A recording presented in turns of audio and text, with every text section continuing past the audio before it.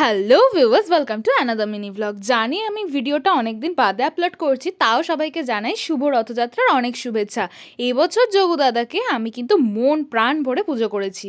সকালবেলা ঘুম থেকে উঠেই বসে পড়েছিলাম পুজো করতে।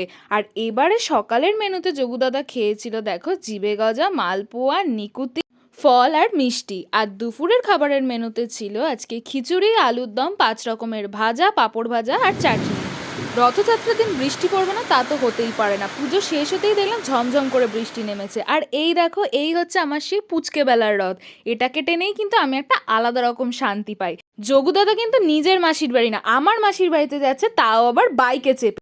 পরের দিন সকালবেলা ভাত, ডাল সিদ্ধ, পেঁয়াজ আর কাঁচা লঙ্কা খেয়ে বেরিয়ে পড়লাম একটা জরুরি কাজ করতে। বাড়িতে আসতেই দেখলাম মিশো থেকে আমার পার্সেলটা এসে গেছে। এই টপটা আমি অর্ডার দিয়েছিলাম, দাম পড়েছিল মাত্র 153 টাকা। দেখতেও কিন্তু খুব সুন্দর এসেছিল আর কোয়ালিটিও দারুণ। তোমরাও কিনে ফেলো। আজ এতটাই, দেখা হচ্ছে নেক্সট মিনি ব্লগে। টাটা।